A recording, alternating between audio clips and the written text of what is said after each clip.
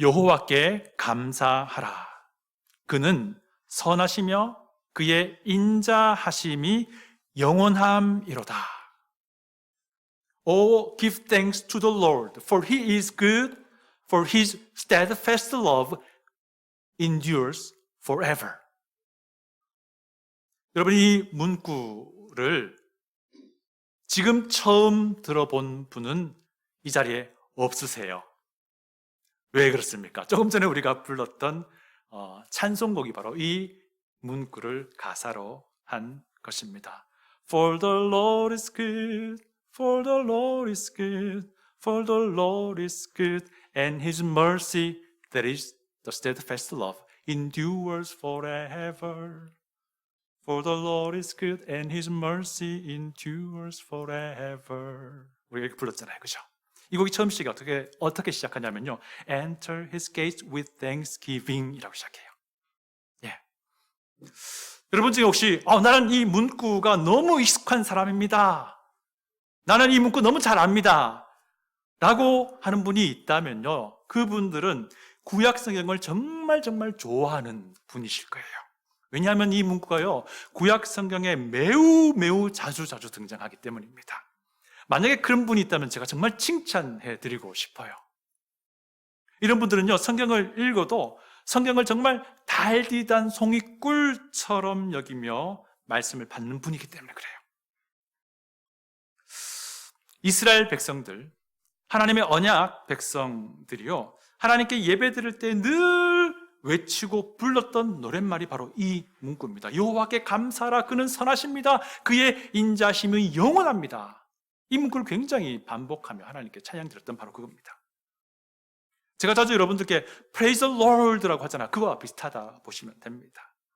이 언약 백성들은요, 주께 감사하라, 그는 선하시다, 그의 인자심이 영원하다 라고 외치면서 혹은 노래 부르면서 하나님을 예배 드렸어요. 장소불문하고요. 그들은요, 감사하라 외치며 하나님께 예배 드렸습니다. 이들의 예배에는 감사가 항상 중심 주제였습니다. 감사가 예배였다라고 말을 해도 전혀 어색하지 않은 그런 예배인 것이죠. 그때나 지금 우리가 사는 이때나 사실 감사가요, 예배의 정말 중요한 요소입니다. 이렇게 말하니까 엉뚱한 반응을 하시는 분도 있으셔요. 나는 지금 감사할 기분 아니니까 예배 참석하지 않겠다. 나는 지금 감사할 기분 아니니까 교회에 안 나오겠다. 나 그런 기분 아니니까. 이렇게 반응하시는 분도 있으셔요. 이러면 안 된다는 거 우리가 다 압니다. 그죠? 다 알아요. 왜 그렇습니까? 예수님을 내 구주로 믿는 사람이라면요, 이 예배를 통해서 내 구주이신 예수님을 기억하고 생각하는데 그때마다 감사가, 기쁨이, 즐거움이, 평강이, 감격이 여러분 우리 배꼽 아래 단전에서부터 막 올라오는 것이 지극히 자연스럽고 당연합니다. 여러분, 우리의 예배가 이런 예배가 되어야 합니다. 이런 예배가 되어야 해요.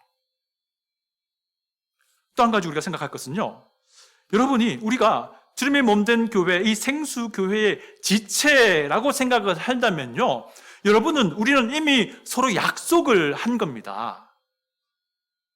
무엇을 약속했다는 말인가요? 매 주일마다 함께 모여서 우리 주님을 예배 드리기로 약속을 한 거예요. 이 약속을 우리의 구주 되신 예수님께 한 거예요, 이미. 그뿐 아닙니다. 이 약속을요, 여러분 옆에 있는 예수님을 구주로 믿는 여러분의 지체들께도 서로 약속을 한 거예요. 만약에 여러분이 이거 받아들이지 못하겠다라고 한다면 그런 사람들은요, 이 주님의 몸된 교회를 무시하는 것과 똑같은 거예요. 여러분, 교회는요, 내 기분에 따라서 왔다 갔다 할 수 있는 그런 모임이 아닙니다.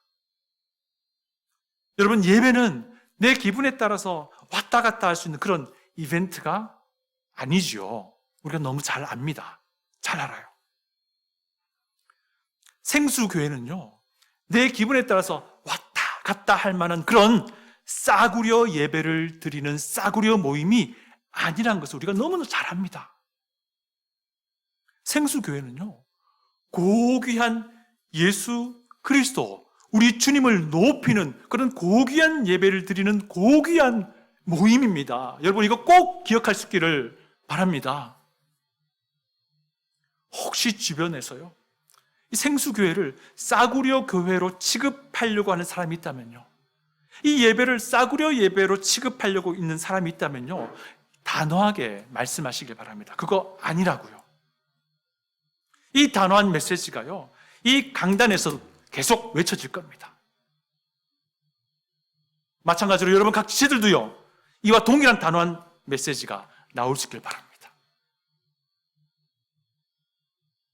교회를 싸구려 취급하고 예배를 싸구려 취급하는 사람이 있다면요, 그런 이들 앞에서 우리가 절절 맬 필요가 없습니다. 단호한 태도로 그거 아닙니다 라고 말씀하시면 돼요. 여러분, 우리가 뭐가 아쉬워서 그렇게 합니까? 우리가 가지고 있는 것이 얼마나 고귀하고 가치 있는 것인지 우리가 잘 알지 않습니까?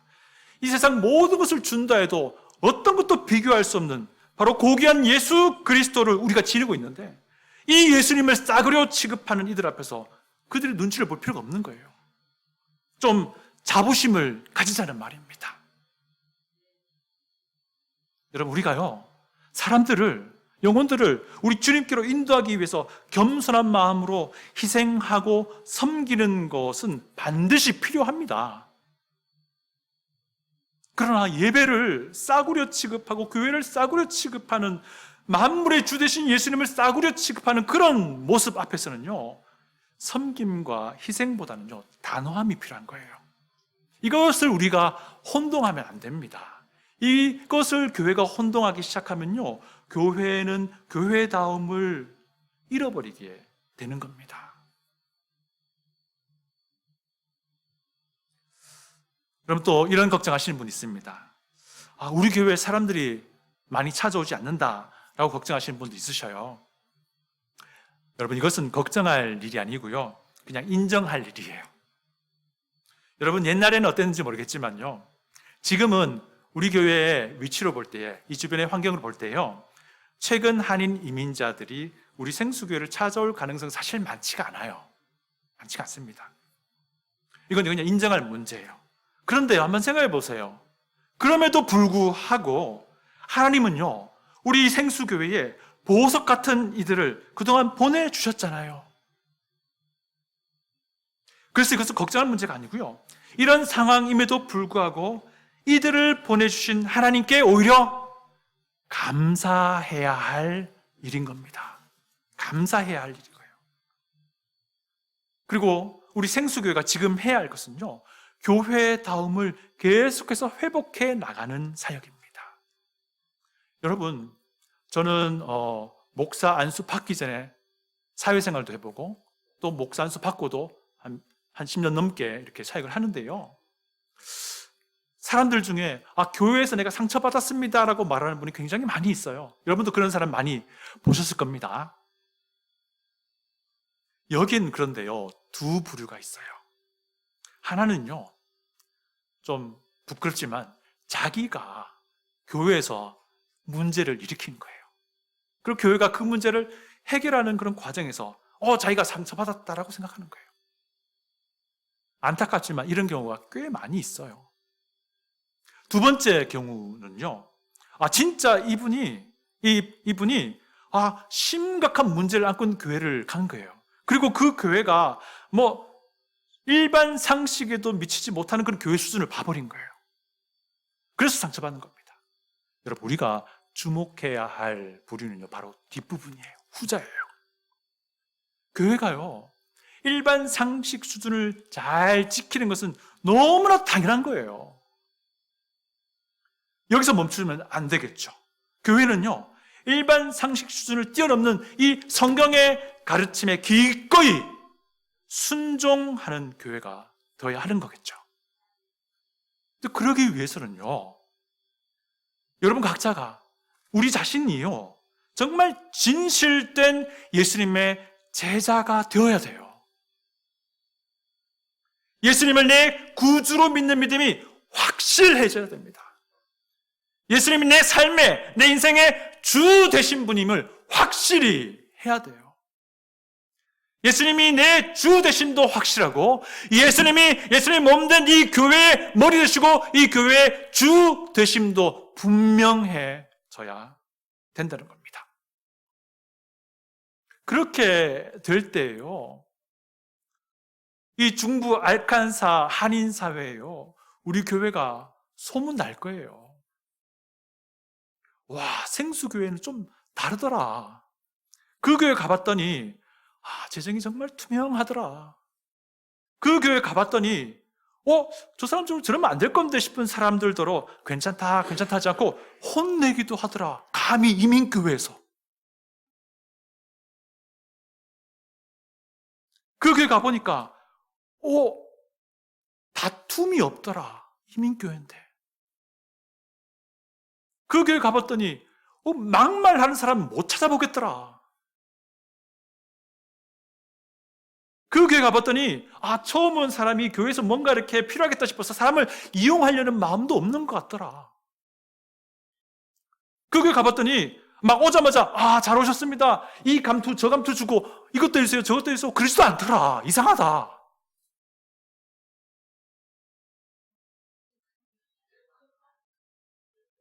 그렇게 해야 되는 거예요. 그 교회 가보니까 일관되게 구원에 대한 이야기 하더라. 영혼 구원 얘기하더라. 그리고 일관되게 자꾸 예수님에 대해서만 이야기하더라. 여러분, 교회가 이렇게 돼야 돼요. 그 교회 가보니까 죽이 되든 밥이 되든 내가 볼 때는 저러면 안 될 것 같은데 싶은데 이 성경 말씀을 어쨌든 지켜보려고 하더라. 참 미안하다. 여러분, 생수교회가 이런 교회가 되기를 바랍니다.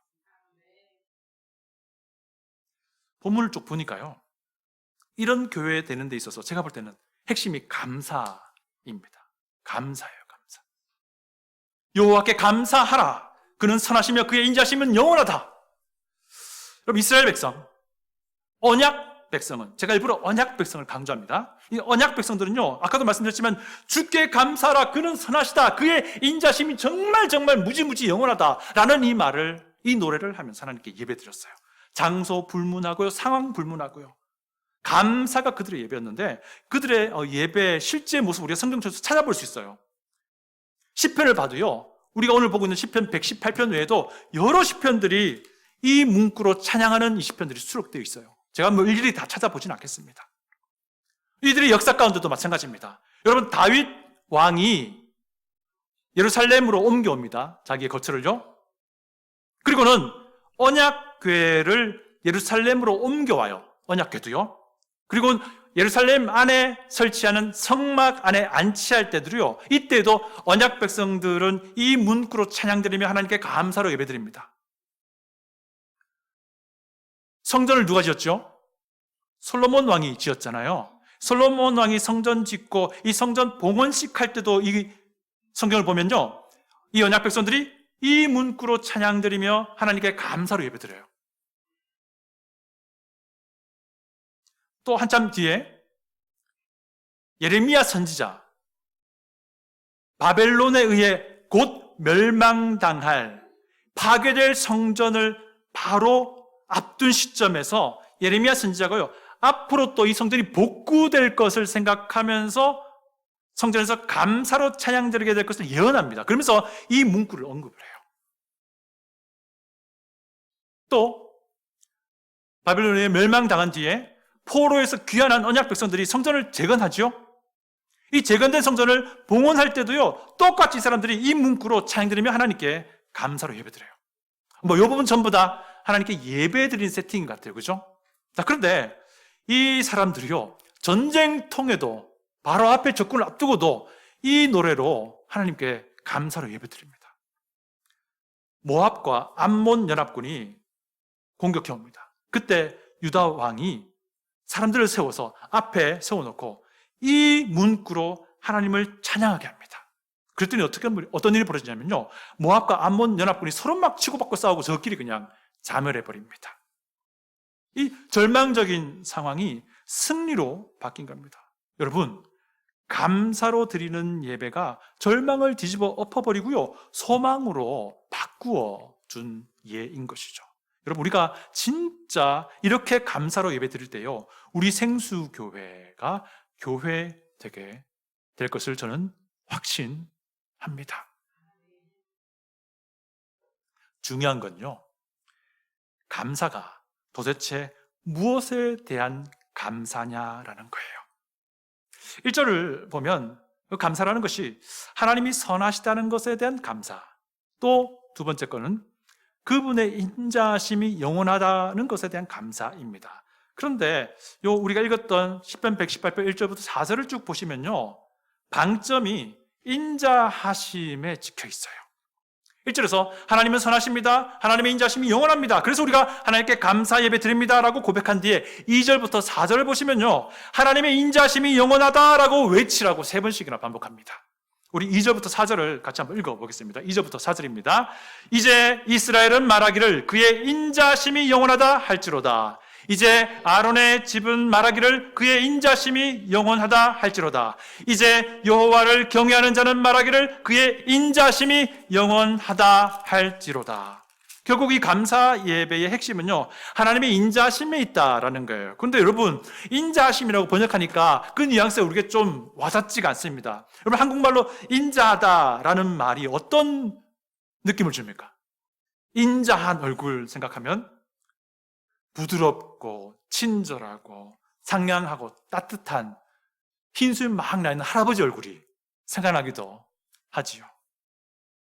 그런데요, 여기 한국말로 인자하심이라고 번역한 이 히브리어는요, 그런 이미지만으로는 다 설명할 수 없습니다. 이 히브리어가 헤세드라는 단어인데요, 이게 뭐냐면요, 하나님의 인자심이다라고 하는 것은 하나님이 인간과 맺은 언약을 신실하게 지켜내시는 그런 충실한 모습, 그걸 이야기하는 거예요. 그래서 인자하시다라는 표현이 나올 때마다 하나님이 인간과 맺은 약속, 그 언약이 계속 연결돼요. 그래서 우리가 하나님의 인자하심, 헤세드라고 하는 것을 제대로 알기 위해서는요, 이 하나님의 인자하심이 성경 전체에서 어떻게 흘러나오는지 알려고 하면요, 이 하나님의 인자하심의 핵심인 이 하나님이 사람들과 맺은 약속이 무엇이 있는지 그거 쭉 살펴보면요, 하나님의 인자하심이 도대체 우리에게 지금을 사는 우리에게 어떤 의미를 주는지 알 수가 있습니다. 이게 너무 중요한 개념이라서 제가 설교 중에 자주 설명을 드릴 수밖에 없습니다. 여러분, 아브라함을 생각해 보세요. 하나님은 아브라함에게 약속을 해주시잖아요. 가나안 땅을 영원히 줄게. 그리고 너에게 후손도 엄청나게 많이 줄게. 그리고 네가 이제 앞으로 복의 근원이 될 거야 라는 약속을 해주십니다. 이 약속을 우리는 아브라함 언약이라고 그냥 불러요. 근데 실제로요, 여러분 생각해 보세요. 아브라함의 생애에서 하나님은 아브라함이 가나안 땅의 할 부분을 구매하게 해요. 막벨라 굴을 구매합니다. 그죠? 또 하나님은요, 불임인 자기 아내 사라의 태를 기적적으로 열어주세요. 그것도 90노인. 또 정말 말도 안 되는 상황 속에서 하나님이 아브라함 편을 드세요. 보세요. 아브라함의 실책이 분명한데도 하나님은요, 아브라함 편을 드세요. 아브라함의 실책이 분명한데도 애굽 왕이나 아비멜렉 왕이 아니고 아브라함 편을 드세요. 여러분 기억나십니까? 그래서 아브라함을 통해서 하나님이 애굽 왕가의 재앙과 아비멜렉 왕가의 재앙을 그냥 거두어주세요. 아브라함을 통해서요. 분명히 아브라함이 잘못한 일인데. 제가 자세한 설명을 생략할게요. 왜냐하면 우리가 창세기 강의에서 다 봤기 때문에 그렇습니다. 그 뒤에 하나님은 또 아브라함 이 언약을요, 아브라함의 아들 이삭에게, 그리고 아브라함의 손자 야곱에게도 재차 확인해줘요. 그리고 하나님은 이 약속에 따라서 대기근 중에 야곱의 온 식구를 애굽으로 옮기셔서 그들을 보살핍니다. 왜 그렇습니까? 하나님이 아브라함에게 너에게 자식을 줄게 라고 약속하셨잖아요. 그 약속을 주고 자식을 다 사라지게 하면 안 되잖아요. 하나님은 애굽에서 야곱의 후손들이 거대한 민족을 이루게 하십니다. 그리고 때가 되어서 하나님은 애굽의 압제로부터 그 이스라엘 백성을 탈출시킵니다. 이것을 우리가 출애굽이라고 하지요. 그리고는 옛날 그들 조상 아브라함에게 약속하셨던 대로 다시 가나안 땅으로 그들을 인도해 주십니다. 이 과정에서 하나님은요, 아브라함 자손들, 그러니까 이스라엘 백성들과 또 다른 언약을 맺으세요. 시내산에서 하나님이 자기 율법을 주시면서 이런 말씀하세요. 너희들이 이 법과 이 법을 준 나의 말에 순종하면 너희들이 내 백성 될 것이고 내가 너희의 하나님 되어서 너희와 함께하고 너희를 보호하겠다라고 언약을 맺습니다. 그리고 그렇게 40년 뒤에 가나안 땅에 들어가기 직전에도 다시 한번 이 똑같은 언약을 확인해 줍니다. 그래서 우리가 다 통칭해서 그냥 모세 언약이라고 불러요. 그리고 가나안 땅에 그들이 들어갑니다. 이스라엘 백성들이 시간이 흐르면서 왕국을 형성하죠. 하나님은 이 과정에서도 계속해서 이스라엘 백성들을 돌보셨습니다. 그들이 잘못할 때면 하나님의 사람 보내셔가지고 경고도 하시고요. 그러던 중에 하나님은 다윗 왕에게 그의 후손 중에 영원한 왕이 올 것이다 약속하십니다. 이것이 무엇입니까? 앞으로 메시아가 다윗의 혈통에서 나올 것이라는 약속입니다. 이것을 우리가 다윗 언약이라고 부르는데요. 근데 여러분, 다윗 언약, 이 언약에서 말하는 바로 이분이 누굽니까? 바로 예수 그리스도이십니다. 아브라함의 후손이자 다윗의 후손이라 불리는 이 예수님이 이 땅에 오셔서 무슨 일을 하신 겁니까? 죄인된 나를 대신해서 나무에 달려 죽으십니다. 무죄한 예수님의 그 죽음은 내 죄로 인해 내가 죽어야 할 그 죽음이었음을 우리는 믿습니다. 예수님은 죽음을 이기시고 살아나셨습니다. 예수님의 이 부활은 우리에게도 부활의 생명이 주어짐이 확정되는 사건임을 우리는 믿습니다. 다윗 왕 이후에 남유다가 멸망할 즈음에 하나님은요, 예레미야 선지자를 통해서 이런 약속을 하십니다. 미래 어느 시점에 내가 새로운 언약을 맺을 거야 라고 예레미야 선지자로 하여금 예언하게 하십니다. 이것을 우리가 새 언약이라고 부르는데요, 이 새 언약의 핵심이 중요합니다. 뭐냐면요, 하나님의 말씀을 새 언약 백성이 될 사람들의 마음에 새겨버리겠다라는 것입니다. 그래서 아브라함의 후손이자 다윗의 후손인 영원한 왕 되신 예수님이 십자가에 돌아가시기 전날 밤 마지막 만찬에서 잔을 들어 올리면서 말씀을 하십니다. 이 잔은 내 피로 세우는 새 언약이다. 이 새 언약이 바로 아브라함에게 약속하셨던 복의 근원이 되게 해줄게라는 그 약속의 성취예요.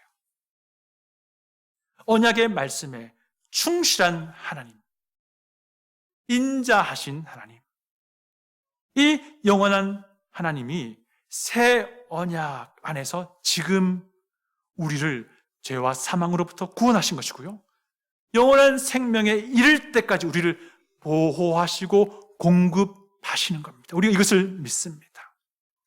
이런 하나님을 기억한다면 우리 안에 감격이 있는 것이 너무너무 자연스러운 모습인 거죠. 이런 하나님을요, 우리는 아주 친밀하게 대면하면서 이 감사의 예배를 드리는 것이 오늘 우리가 드리는 감사의 예배입니다. 이것이 하나님의 인자심이 영원하다라고 외치는 감사의 예배라는 것입니다. 사랑하는 성도 여러분, 이것이 우리가 드리는 예배입니다. 이것이 우리가 드리는 감사 예배입니다. 이것이 우리가 드리는 정말 고귀한 예배예요. 이런 고귀한 예배를 드리는 모임이 생수교회입니다. 이런 고귀한 예배를 드리는 교회라면 이 생수교회는요, 고귀한 교회입니다. 저는 목회자로서 소망이 있습니다. 여기에 앉아있는 우리 모두가 단 한 사람도 예외 없이 예수 그리스도를 구주로 믿고 그분의 주되심을 따라 살아갈 수 있기를 바랍니다. 예수 그리스도의 몸된 이 고귀한 예배에서 진짜 감사 예배를 드리는 분이 되기를 정말 저는 원합니다.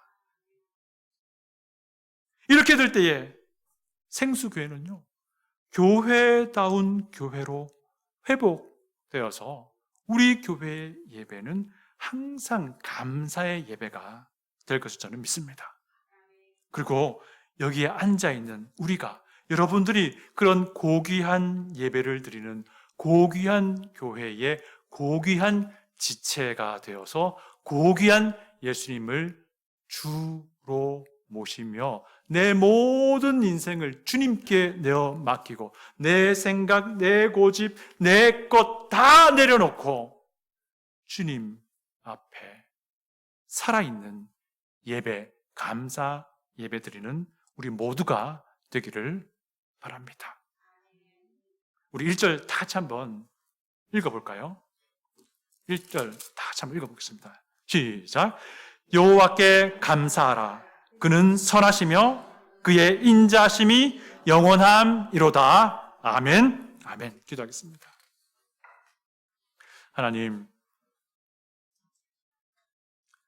하나님의 변치 않는 충실한 언약에 대한 사랑이 지금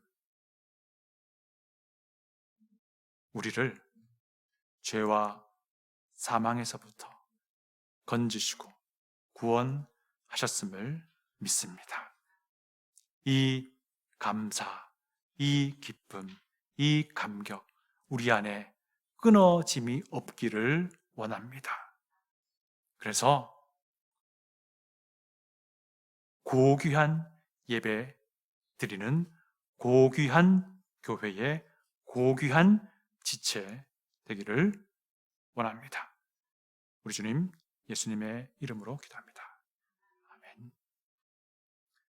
이제 시간 우리 주의 만찬을 거행하겠습니다. 여러분 잘 아시는 것처럼요, 주님의 교회는요 주의 만찬을 실행합니다. 근데 이것은 우리가 하고 싶어서 하고 하기 싫어서 안 하고 이런 게 아니고요, 우리 주님 예수님의 명령입니다. 이 명령에 순종하는 시간입니다. 주의 만찬을 통해서 제가 계속해서 반복해서 말씀드리는 메시지를 오늘도 여러분과 나누기를 원합니다. 우리는 주의 만찬을 통해서요, 우리 예수님을 기억합니다. 첫 번째는요, 십자가에서 달려 피를 쏟으시고 죽으신 우리의 구원자 예수님을 기억합니다. 제가 고린도 전서 11장 한 부분을 읽어 드립니다. 23절로부터 25절입니다. 잘 들어보시길 부탁드립니다. 내가 너희에게 전한 것은 주께 받은 것이니 곧 주 예수께서 잡히시던 밤에 떡을 가지사 축사하시고 떼어 이르시되 이것은 너희를 위하는 내 몸이니 이것을 행하여 나를 기념하라 하시고 식후에 또한 그와 같이 잔을 가지시고 이르시되 이 잔은 내 피로 세운 새 언약이니 이것을 행하여 마실 때마다 나를 기념하라 하셨으니. 여러분 이미 우리가 잘 알지만 그래도 계속해서 말씀드립니다. 주의 만찬은요 우리 예수님을 기억하는 시간입니다. 우리 예수님의 십자가에 달려 부셔진 그 몸을 기억하는 시간이고요, 우리 예수님의 그 흘리신 피를 기억하는 시간입니다. 우리 예수님의 십자가의 죽음과 부활을 기억하는 시간입니다. 우리 예수님이 내 대신 나무에 달려 그렇게 내 죄의 대가를 받으신 거예요. 그래서 하나님 보시기에 이제 내 죄의 대가가 그분께로 다 옮겨지시게 보시는 겁니다. 우리가 주의 만찬에 참여할 때마다, 주의 만찬의 빵과 잔을 받을 때마다 우리 주님 구원자 예수 그리스도를 꼭 기억할 수 있기를 부탁을 드립니다. 주의 만찬, 그래서 우리가 자주 시행하면 할수록 좋은 거예요. 그럼 우리가 사정상 한 달에 한 번씩 한다 생각을 하시면 됩니다. 혹 우리 가운데 자녀들이 함께 있습니까? 주의 만찬을 시행하면서 빵과 잔을 받을 때 우리 자녀들이 물어보면요, 대답해 주세요. 이 빵이 도대체 무슨 의미인지, 이 잔이 무슨 의미인지, 예수 그리스도의 십자가가 도대체 무슨 의미인지 꼭 우리 자녀들에게 알려주십시오. 그래서 우리 자녀들에게 복음을 전할 수 있는 정말 좋은 기회로 삼을 수 있는 지혜로운 부모님들 되시기를 원합니다. 두 번째는요, 곧 이 땅에 재림하실 왕 되신 예수님을 기념합니다. 제가 고린도전서 11장 26절을 읽어 드립니다. 너희가 이 떡을 먹으며 이 잔을 마실 때마다 주의 죽으심을 그가 오실 때까지 전하는 것이니라. 주님의 몸된 교회는 이 주의 만찬을요, 예수님이 재림하실 그때까지 시행하게 될 겁니다. 그래서 주의 만찬에 참여할 때마다 앞으로 진짜 왕으로 우리 눈에 보이게 오실 그 예수님을 기억하는 시간이 되길 바랍니다.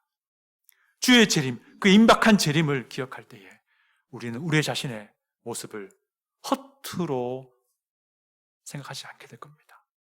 우리 자신을 항상 돌아보며 순결한 주님의 신부가 되기를 마음에 새기고 기도하게 될 것입니다.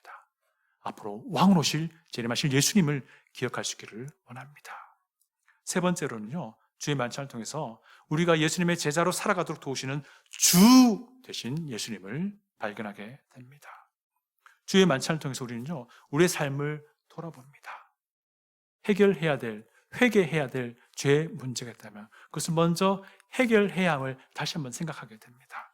그리고 주의 만찬을 통해서 우리는 거룩한 삶을 살고자 결단하게 됩니다. 그리고 중요한 것 중에 하나가 주의 만찬에 참여할 때마다 이 생수교회의 지체로서 정말 책임 있는 사람이 되겠노라 라고 결단하는 시간이 될 수 있기 바랍니다. 제가 고린도전서 11장 27절로 30절을 읽어드립니다.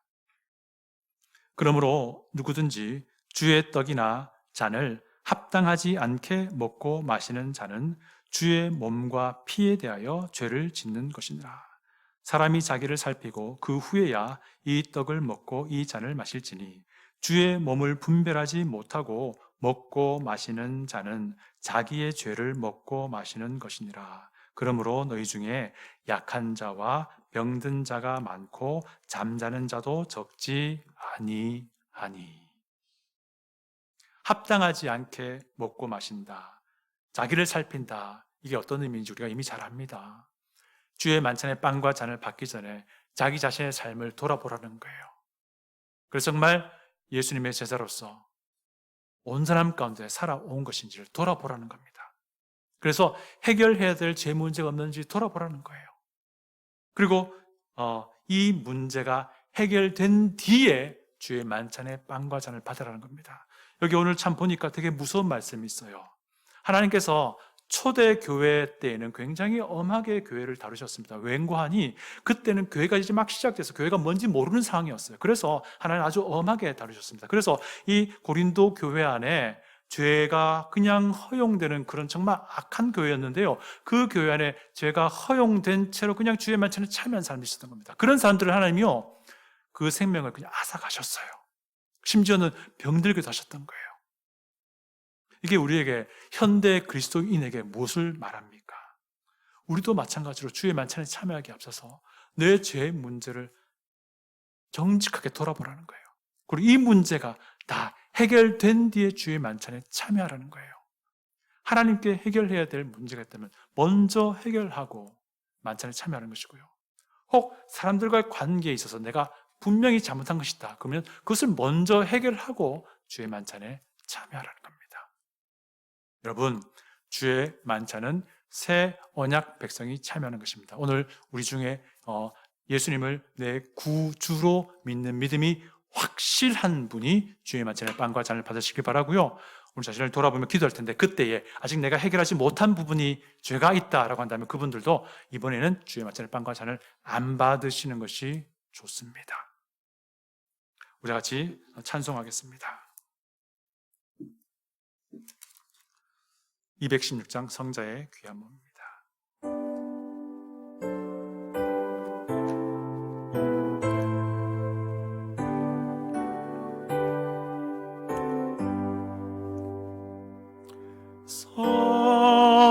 성자의 귀한 몸 날 위하여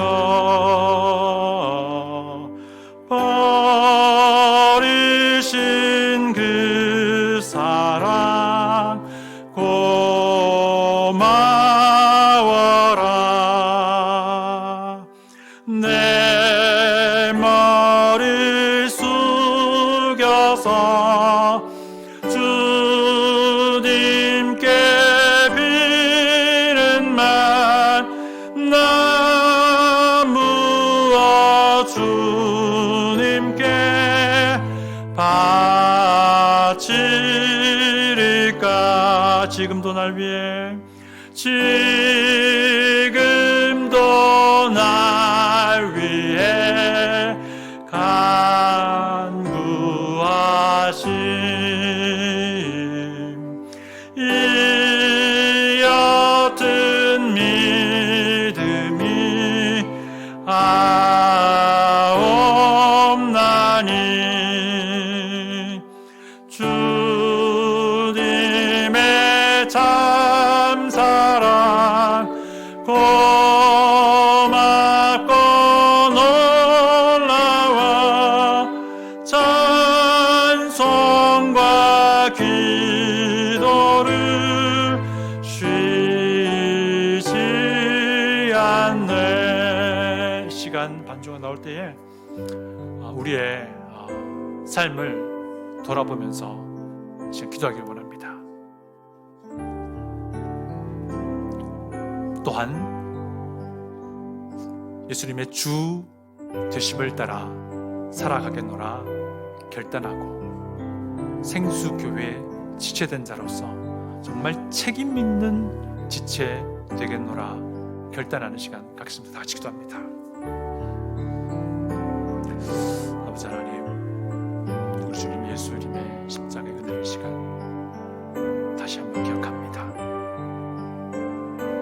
주님 제 삶 가운데 막힌 것이 있습니까? 주님 제 삶 가운데 해결하지 못한 점이 있습니까? 주님 이 시간 다 생각나서 주님께 아뢰할 수 있는 시간 되게 해주시옵소서. 주님 정말 우리 주의 만찬에 참여할 때마다 주님의 몸된 교회에 책임 있는 지체 되겠노라 결단하며, 결단해서 끝나는 것이 아니라 우리의 삶이 그 결단을 보여줄 수 있는 우리 모두 되게 하여 주시옵소서.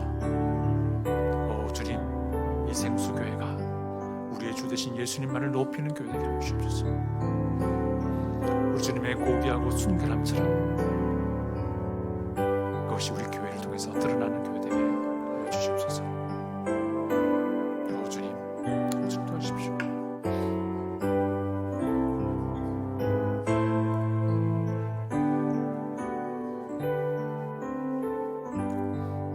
준비되신 분들은 모두가 빵을 받도록 하겠습니다.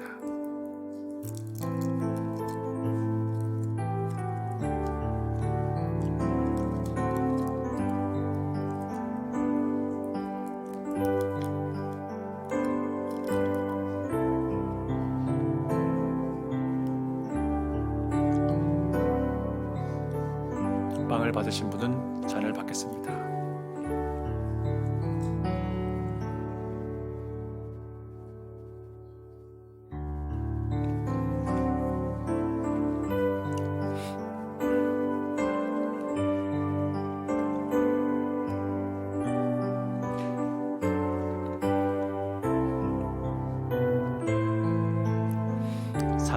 주님의 십자가 나도 지고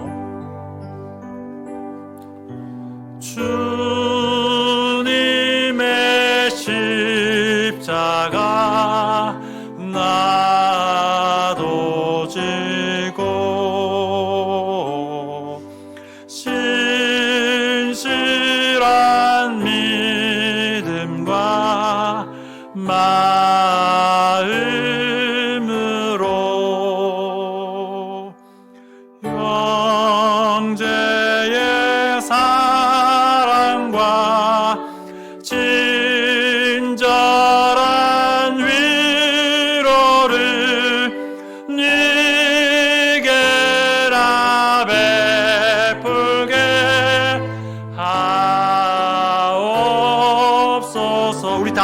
행하셔서 4절 만 가지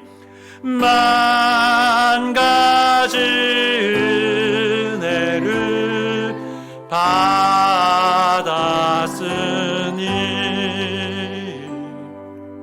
내 평생 슬프나 즐거우나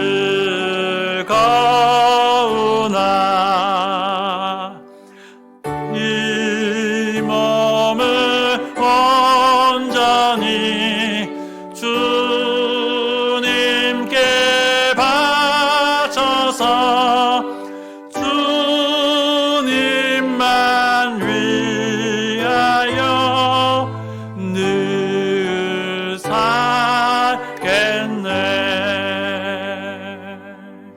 아멘. 이 시간 다 같이 기도합니다. May the grace of our Lord, Savior, King Jesus Christ, and the love of our God the Father, and help and fellowship of the Holy Spirit be with your people in this congregation forever. 이제는 우리 구주 왕 되신 예수님의 은혜와 아버지의 사랑과 성령님의 도우심이 오늘 이 자리에 고귀한 교회에서 고귀한 예배를 드리는 고귀한 지체 되겠노라 결단하는 이들 머리 위에 영원토록 함께 있을지어다. 아멘.